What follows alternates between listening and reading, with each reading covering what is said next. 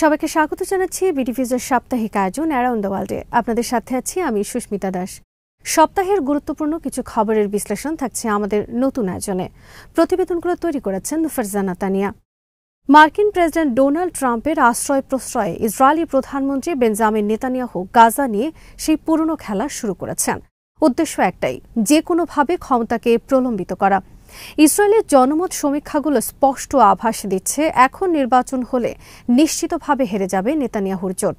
এ কারণে তিনি যুদ্ধকে প্রলম্বিত করে সাধারণ নির্বাচন ঠেকাতে চাচ্ছেন। অনেক ইসরায়েলি বিশ্লেষক বলছেন, যুদ্ধ চালিয়ে যাওয়ার ব্যাপারে নেতানিয়াহুর এই বেপরোয়া মনোভাবের কারণ একটি, নির্বাচনে হেরে গেলে তার রাজনৈতিক ক্যারিয়ার ধুলোয় মিশে যাবে। বেশ কিছু দুর্নীতি মামলা নিয়ে বাকি জীবন তাকে কারাগারে কাটাতে হবে।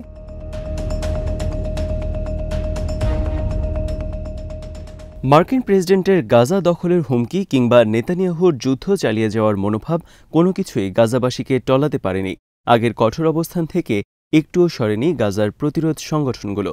গাজার শাসক দল হামাস বলেছে, গাজা থেকে অবশিষ্ট ইসরায়েলি পণবন্দীদের উদ্ধার করার একমাত্র উপায় যুদ্ধবিরতির দ্বিতীয় পর্যায় শুরু করা।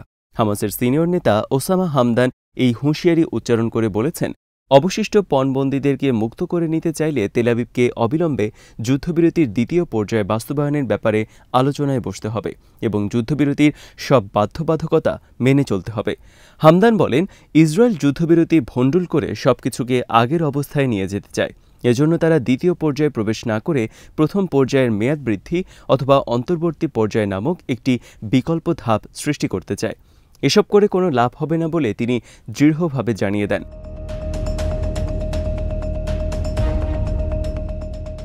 এর মধ্যে গাজা উপত্যকা পুনর্গঠনে মার্কিন প্রেসিডেন্ট ডোনাল্ড ট্রাম্পের দেওয়া প্রস্তাবের বিকল্প গ্রহণ করেছে আরব দেশগুলো। এই পদক্ষেপ হামাস, ইসলামিক জিহাদ সহ গাজায় সক্রিয় প্রতিরোধ সংগঠনগুলোকে শক্তি জুগিয়েছে। মঙ্গলবার কায়রোতে অনুষ্ঠিত জরুরি আরব সম্মেলনে মিশরের দেওয়া এই পরিকল্পনা সর্বসম্মতভাবে গৃহীত হয়েছে। পরিকল্পনা অনুযায়ী গাজা পুনর্গঠনে $5,300 কোটি প্রয়োজন হবে। পরিকল্পনাটি বাস্তবায়নে গাজার বাসিন্দাদের বাস্তুচ্যুত করার প্রয়োজন হবে না। এর আগে প্রেসিডেন্ট ট্রাম্প গাজার বাসিন্দাদের মিশর ও জর্ডানে পাঠিয়ে গাজায় উপকূলীয় পর্যটন শহর গড়ে তোলার প্রস্তাব দিয়েছিলেন।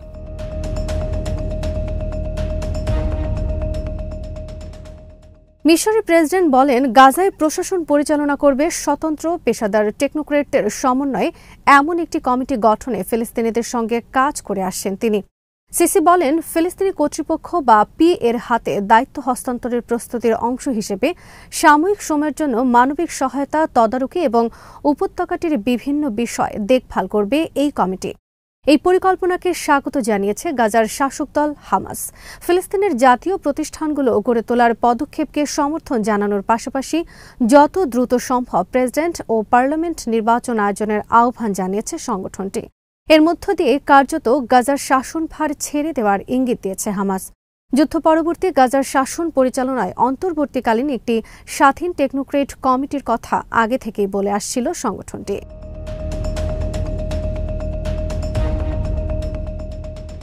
গাজার যোদ্ধাদের সমর্থনে দৃঢ়ভাবে এগিয়ে এসেছে ইয়েমেনের হুথি আনসারুল্লাহ। গাজা উপত্যকায় আবারও মার্কিন সমর্থিত ইসরায়েলি সামরিক আগ্রাসনের ব্যাপারে কঠোর হুঁশিয়ারি উচ্চারণ করেছেন তারা। সংগঠনটি বলেছে, পশ্চিম এশিয়া অঞ্চলে মার্কিন স্বার্থগুলোতে আঘাত হানার জন্য ইয়েমেন সম্পূর্ণ প্রস্তুতি নিয়ে রেখেছে। আনসারুল্লাহর পলিট ব্যুরো নেতা হাজেম আল আসাদ বলেন, গাজায় আবারও আগ্রাসন শুরু হলে মধ্যপ্রাচ্যের মার্কিন টার্গেটগুলো লক্ষ্য করে ব্যাপক ভিত্তিক যুদ্ধ শুরু করা হবে। তিনি গাজা উপত্যকা অথবা ইয়েমেনকে লক্ষ্য করে ইসরায়েলের যে কোনো হামলায় সহযোগিতা বা তেল আবিবকে রক্ষা করার যে কোনো প্রচেষ্টার ব্যাপারে মার্কিন সরকারকে সতর্ক করে দেন। একই ধরনের বক্তব্য দিয়েছেন হুথি আনসারুল্লাহ আন্দোলনের অপর নেতা নাসের আল দিন আমির। তিনি বলেছেন, আমাদের চোখগুলো গাজা উপত্যকার দিকে এবং আমাদের আঙ্গুলগুলো বন্দুকের ট্রিগারে রয়েছে।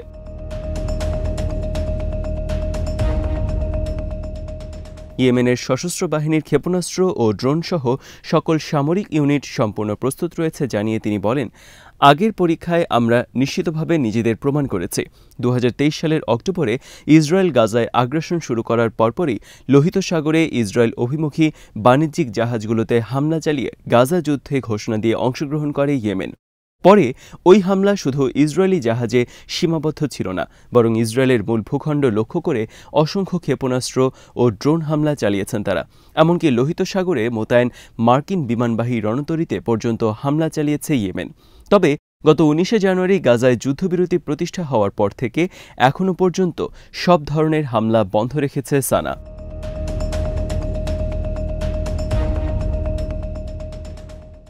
উত্তেজনার মধ্যে ইসরায়েলের হাইফা শহরের একটি পরিবহন স্টেশনে সোমবার ছুরিকাঘাতে এক ইসরায়েলি নিহত ও কয়েকজন আহত হয়েছেন। হামাস এবং ইসলামিক জিহাদ আন্দোলন এই হামলাকে বীরত্বপূর্ণ অভিযান হিসেবে অভিহিত করে বলেছে, গাজা, পশ্চিম তীর ও আল কোদসে আমাদের জনগণের বিরুদ্ধে ইসরায়েলি বাহিনীর চলমান অপরাধের বিরুদ্ধে একটি সাধারণ প্রতিক্রিয়া। হামাস বলেছে, ফিলিস্তিন এবং এর পবিত্র স্থানগুলো মুক্ত না হওয়া পর্যন্ত ফিলিস্তিন থেকে দখলদারদের বিতাড়িত করে আল কোদসকে রাজধানী করে একটি স্বাধীন ফিলিস্তিন রাষ্ট্র প্রতিষ্ঠিত না হওয়া পর্যন্ত প্রতিরোধ অব্যাহত থাকবে।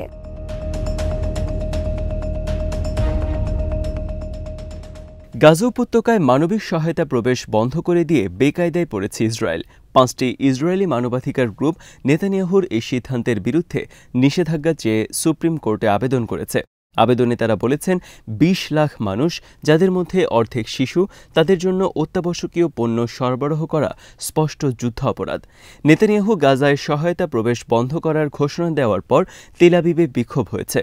বিক্ষোভকারীরা সব বন্দীকে গাজা থেকে ফিরিয়ে আনার জন্য যুদ্ধবিরতির পূর্ণাঙ্গ বাস্তবায়নের দাবি জানান।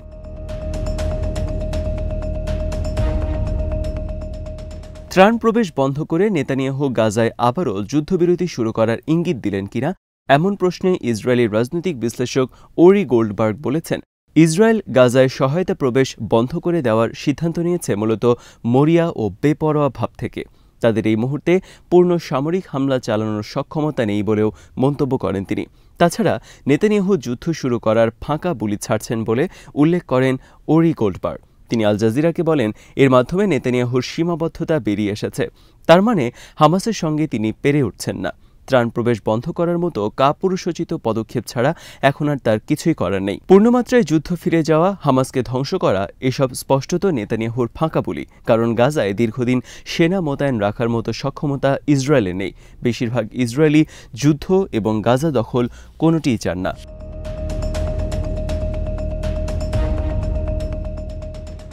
গাজায় ত্রাণবাহী ট্রাকের প্রবেশ বন্ধ করে দেওয়ার পদক্ষেপকে অত্যন্ত উদ্বেগজনক বলে অভিহিত করেছে জাতিসংঘ। এই বিশ্ব সংস্থার জরুরি ত্রাণ বিষয়ক সমন্বয়কারী টম ফ্লেচার এক্সে এক পোস্টে বলেন, আন্তর্জাতিক আইন একথা স্পষ্ট করে বলে দিয়েছে যে গাজা উপত্যকায় অবশ্যই মানবিক ত্রাণ পৌঁছানোর ব্যবস্থা করে দিতে হবে।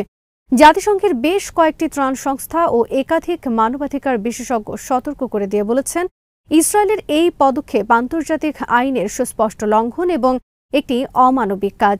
নরওয়ের সহায়তা সংস্থা এনআরসি হুঁশিয়ারি দিয়ে বলেছে, গাজার 20 লাখেরও বেশি মানুষ যুদ্ধে ক্লান্ত এবং তার আগে থেকেই দুর্ভিক্ষে আক্রান্ত। এই অবস্থায় আবার তাদের খাবার আটকে দিলে সেখানে চরম মানবিক সংকট দেখা দেবে। এনআরসির মধ্যপ্রাচ্য ও উত্তর আফ্রিকা বিষয়ক আঞ্চলিক পরিচালক অ্যাঞ্জেলিটা ক্যারেডা বলেন, মানবিক ত্রাণ কোনো দয়া নয়, এটি একটি অধিকার।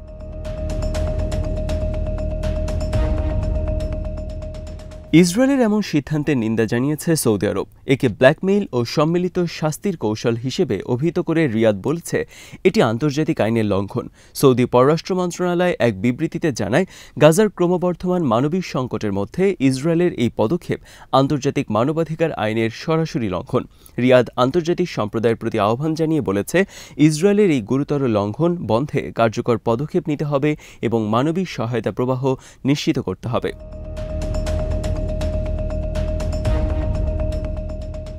ইসরায়েল বিষয়ক বিশেষজ্ঞ আহমেদ শাদিদ জানিয়েছেন, প্রধানমন্ত্রী বেনিয়ামিন নেতানিয়াহু একটি গভীর সংকট ও দুর্দশার মুখোমুখি হয়েছেন। তিনি বলেছেন, নেতানিয়াহু কোনো সামরিক সাফল্য অর্জন করতে পারেননি এবং তার চরমপন্থী মন্ত্রিসভা একটি গভীর সংকটের মুখোমুখি হতে যাচ্ছে। আহমেদ শাদিদ বলেন, নেতানিয়াহু জানেন যে চূড়ান্তভাবে যুদ্ধ বন্ধ করে তার মন্ত্রিসভার চিন্তাভাবনার পরিপন্থী এবং এই বিষয়ে যে কোনো পদক্ষেপ নেওয়া তার মন্ত্রিসভার পতন ঘটাতে পারে। তাই নেতানিয়াহু একটি মধ্যম পন্থা খুঁজছেন।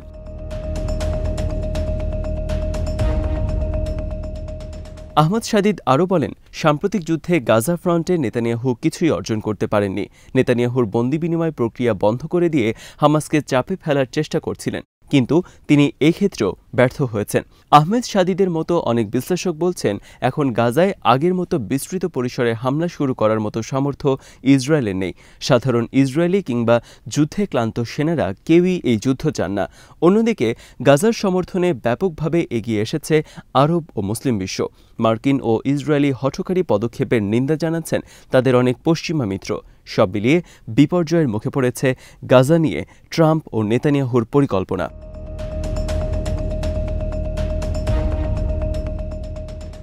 আজ এখানেই শেষ করছি। সবাই ভালো থাকুন, সুস্থ থাকুন আর দেখতে থাকুন বিডি ভিউজ। চ্যানেলটি ভালো লাগলে সাবস্ক্রাইব করুন, সংযুক্ত থাকুন আমাদের ফেসবুক পেজে।